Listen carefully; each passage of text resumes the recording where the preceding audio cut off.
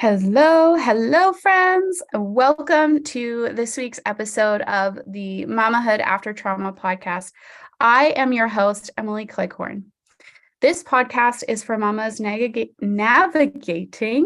childhood trauma while also walking through mamahood. Together, we will empower each other to connect with who we were created to be versus who we were told to be in our trauma.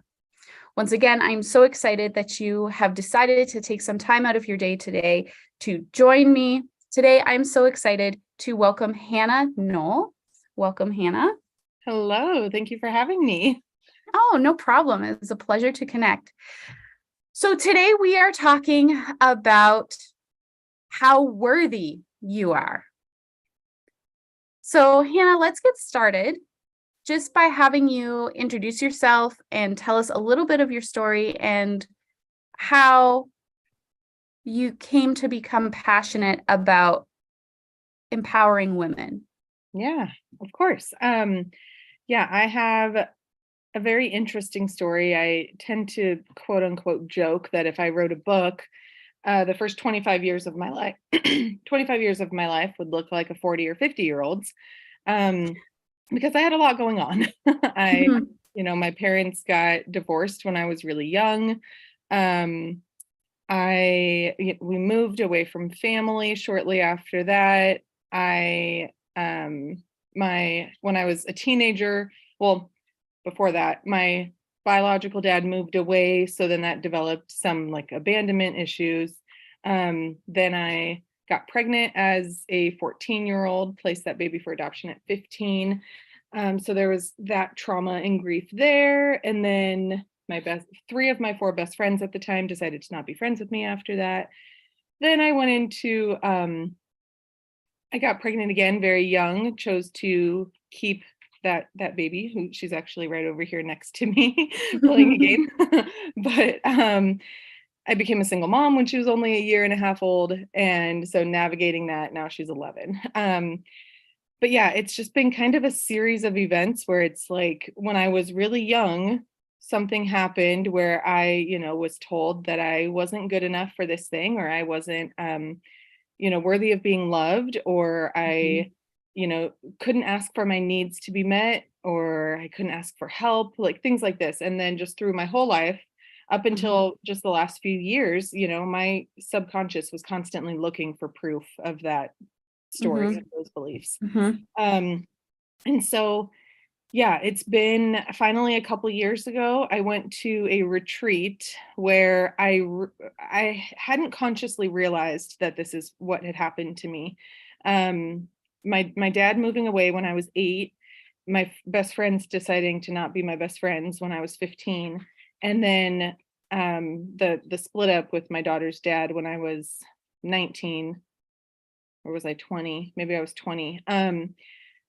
Those were like the three most traumatic events of my life. And I realized in each of those moments, the thing that I grasped onto, the story that I gathered, was that I wasn't good enough. I had to, I couldn't ask for help, like I didn't deserve, or I wasn't worthy of like love and respect and attention and all these things.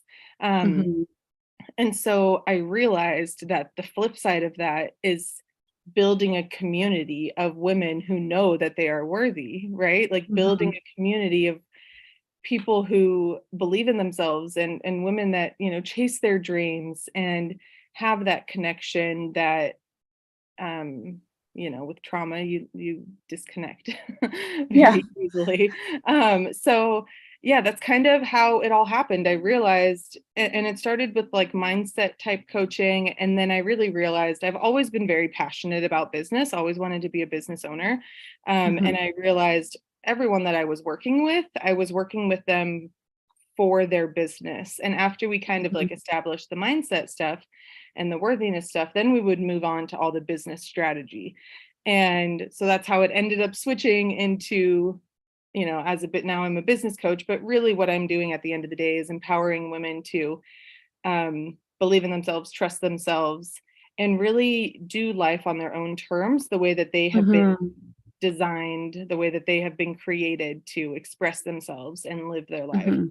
So it's been quite a journey, but it's been so much fun and I love every bit of it. Yeah, that sounds like quite the roller coaster ride.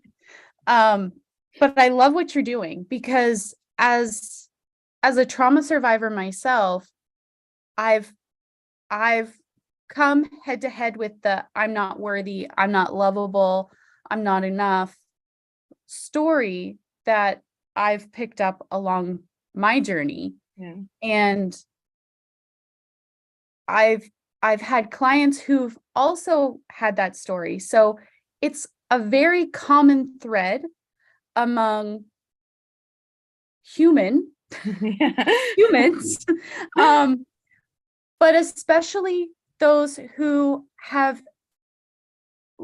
lived through and overcome in some way, shape, or form their trauma. They've experienced a, a hard, traumatic event, and they're walking through the other side of that, trying to pick up the pieces. Yeah. So what were some of the first steps that you take or that you guide your clients through to help them really connect with the fact that they are worthy? Yeah. So my personal story, it took me a solid year to Mhm, um really accept that like this was something I was struggling with.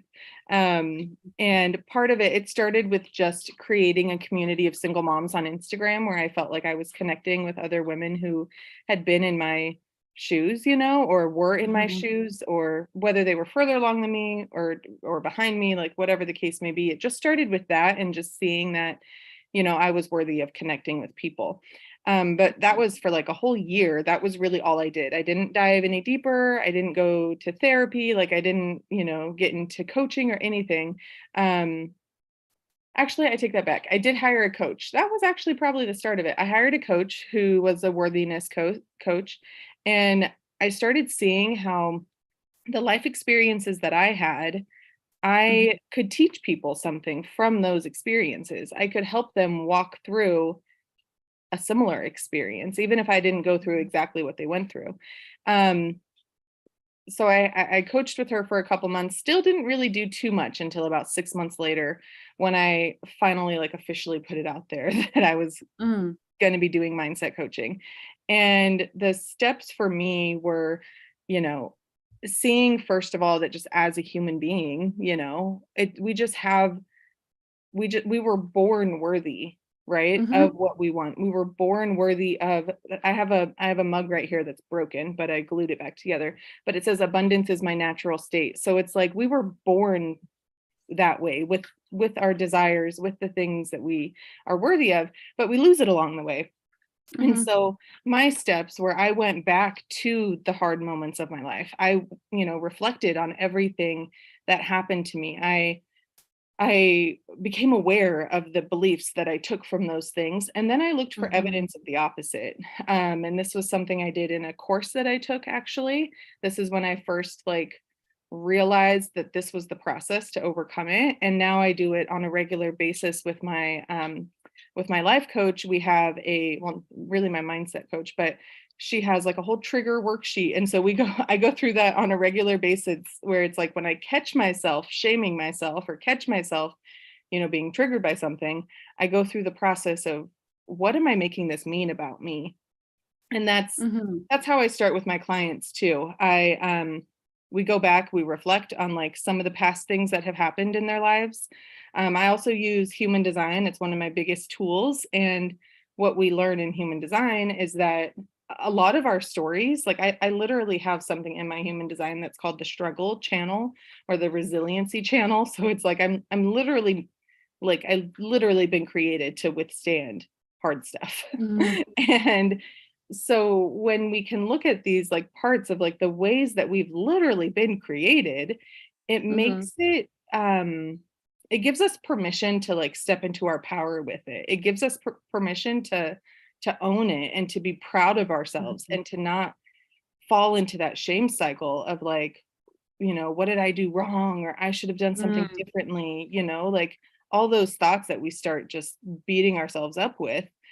When Mm-hmm. you can look back, and first of all, you're looking at the evidence of those things not being true. So, maybe it has something to do with friendships, and like you have at least a few friends now, like that's evidence that Yeah. that you are a good friend. If you have any friends at all, like that's good evidence. But then also looking at the human design and just being like, what am I really created to do here? And what Mm-hmm. things, what parts of me have been designed in this certain way to live this certain life, and putting those things together, then we can just really accept ourselves and really see ourselves in our true power and true potential. Yeah, I love that. One of the things I do with my clients, one of the first things we do is acknowledge, Yeah. because you can't change what you don't acknowledge. Yeah. If it's not in your zone of awareness, it's just it's there in You're ignoring oblivion it. and you're Yeah. ignoring it. So I love that you acknowledge that. And I don't know a whole lot about human design, but I think I also have been built to withstand tough stuff. Uh, Yeah. you can't knock me down. So, how has life changed for you since you have done the work of acknowledging your worth? Yeah. Yeah, it's an ongoing journey, right? Like healing isn't linear. I don't remember who I first heard that from, or if it was Mm-mm. my former podcast, or not my former podcast, but I have two podcasts. My other podcast host, if she's I heard it from her first, I think. I don't know where she got it from. But anyway, healing isn't linear, right? So we're always on No. a healing journey. And I think every time that I do something that is maybe scary, or Mm-hmm. is pushing me out of my comfort zone, or I'm challenging myself in some way, in like a healthy way, right? Like challenging a Mm-hmm. thought that I have, like, wait a second, is that actually true? Or challenging, a belief I have, like something like that. Every time I do that, it just establishes more trust in myself. And that's really how I started, to get to the point of seeing my worth and seeing my value, is trusting myself and realizing how much I have gone through and how I have got myself through all of it, and how, I am a warrior and I am a fighter and I'm a lover too, and I deserve love, and I deserve, like, the things that we are just destined to have as human beings. Like we're born worthy of what we want and what's meant for us. And I think just constantly, it really is just like constantly doing the work, being aware. It's Mm-hmm. like it's got to be like a weekly basis. I become aware of something new. Then I'm Yeah. like, oh, let's explore this one now. And finding my worth has just been continuously doing that work and continuously Mm-hmm. reminding myself, that I've overcome these things, and consistently finding the evidence of, the truth of Mm-hmm. me being worthy, and me being lovable, and me being a good mom and a good friend. Like, always looking for the evidence for those things, um, Mm-hmm. is definitely a big piece of it for me. Yeah, I tend to think of healing like this giant onion, Yeah. and you keep peeling back the layers, Yeah. and you might deal with something once and then it might come back up Yeah. in another layer. And you just keep working through it, and Mhm. eventually you get to the core of who you are. Yeah. I love that. So Yeah. how has acknowledging your worth and connecting with that and all the work that you've been doing around that connected to your worth? And for those who can't see, I'm rubbing my fingers together like money. Your monetary abundance. Yes. Yeah. So it's been a journey, right? It's interesting when I look back at my worth journey. It's like the times when I'm doing the deepest work is Mhm. actually when I make the least amount of money. And it's a belief that I had where success and love couldn't exist. So love, self-love, self-worth, success being money, and an abundant career and all those things. And so anytime I'm like really diving deeper into the self-worth and self-love and all that kind of stuff, it happened where then I was making less money. And it was like, hold on, I don't like this. And I realized a couple interesting things about that is it's actually within numerology, like from my birthday, that's like actually something in numerology that is like it tells me that about myself, which I just recently learned.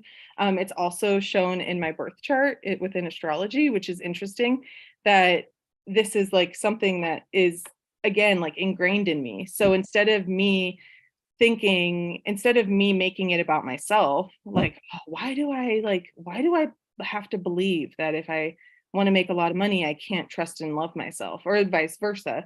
And so that, that has been something that I have overcome. And now, like, I believe abundance is, with money is just an energy. So it depends on what I'm focusing on at the moment, what's most important to me, right? And money is obviously always very important, and time is important, and energy is important.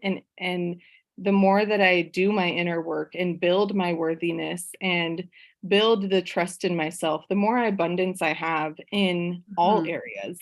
I attract clients, like my Instagram grows like quicker. But that was something I had to like get to. I had to, Yeah. that wasn't, like I said, at first it was like opposite, where because deep down and on a subconscious level, I didn't believe that I could have both. So definitely there's been a lot of money mindset work around that. And anytime I do that money mindset work in conjunction with the self love and self worth work, it just like So all, it's a mouthful. I know it is, everything just like it just feels it feels so easy, and it feels so flowing. And I wake up to people paying me, and I wake up to messages from people like asking questions about stuff. And it's really fun, and it's really cool to see the connection now, especially the growth, how it's transformed over time. That's awesome. Yeah. That is absolutely amazing how you have made those connections, that you had the belief that love and abundance couldn't coexist, but you can do the work to level that out and have both. You can Yeah. have your cake and eat it too. You can. So let's talk for a second. Say there is a mama listening who is brand new or just beginning her healing journey, and she believes that she is unworthy. She believes that she's unlovable. What would you say to her to get her started? Yeah, I mean, there's a couple things. I mean, first of all, we have to do it. It has to be a decision for ourselves. Like the healing work that you do is first and foremost for you to feel better about yourself, to be, because it's not always easy. Like there are going to be Oh, times where you have to confront some hard stuff, or you have to set boundaries, which is hard, which still is something I struggle with. And those moments can be really intimidating and really scary. And I think the most important thing at the beginning of this journey is to be in a community or have a coach or something of some kind. And I think group coaching or group programs or whatever, I think those, especially on a regular basis, I think those things are so important, because you can reach out to other people who are like doing it too, and that's something. When I joined a group in October, I think last year, so 5 months ago or 6 months ago or something, it like took everything to a completely new level, because I was surrounded by other women who were like literally going through exactly the same stuff that I was going through, doing the same work. And it can be really easy at the beginning when it gets hard. If you don't have that support, it can be really easy to just go back to what you're comfortable with, which is the Yeah. not good, the not fun, Yeah, unhelpful stuff.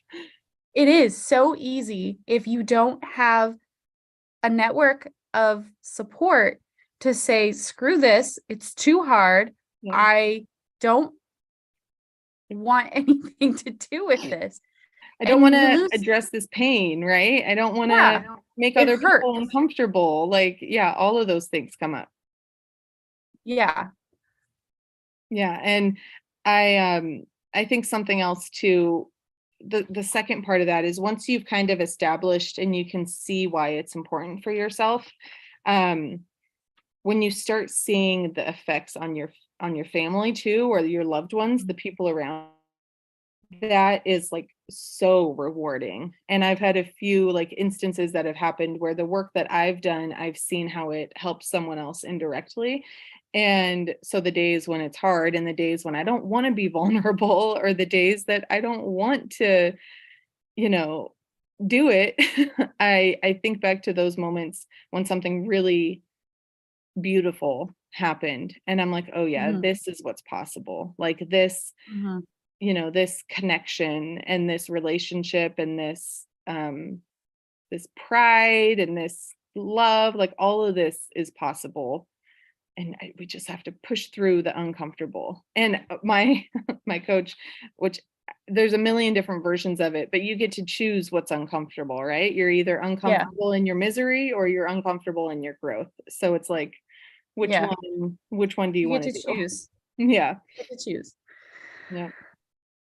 So, how can women connect with you if they want to reach out to you Yeah. and Yeah, the talk best further? best place is on Instagram, and that's where I do most of my sharing and most of my posts and everything. And for podcast listeners, exclusive to podcast listeners, I do offer a 15 to 20-minute consultation call if, if you have a business or are wanting to start a business, or, maybe there's just something you're stuck on and you're trying to kind of figure out how to overcome this little speed bump. I am very good at condensing things and seeing the bigger picture. I have a good bird's eye view of things very quickly. And so we're able to get a lot done in a short amount of time. So you can book that by DMing me on Instagram. Awesome. And I will include a link to Hannah's Instagram account Yes. in the show notes of this episode. Do you have any final thoughts that you would like to share? Yeah. I think the biggest thing that I say so often is that the first step is the hardest one. Mhm. And that first push to do something new or make a change or reach out to someone or whatever, that first time is scary. It's totally Mhm. unknown. It's like, hiking up a mountain you've never hiked. You don't know if it's going to be really difficult, if there's going to be water or snakes or mud. But then, like, once you do it again, like, you kind of already know what to expect a little bit. So, it's not as scary. So, just knowing that as you're considering doing this work, whether it's, just, healing with life coaching or starting a business or whatever it is that you're wanting to do, that first step is the scariest. And then it it doesn't get easy from there per se, but there are moments that are easier and you learn how to make decisions and how to move through things with more peace. But yeah, that first step is scary, and just don't let it stop you. Don't let it hold you back. Yeah, don't let the fear stop you. Yeah. Well, thank you so much, Hannah, for joining me today. It was a pleasure speaking with you. Thank you so much, everyone, for tuning in to this week's episode of the Mamahood After Trauma podcast. If you like what you heard, please hit the subscribe button on whichever platform you are listening on, and share, comment, like, all the things. Until next week, friends, I am Emily Cleghorn, and I will see you soon.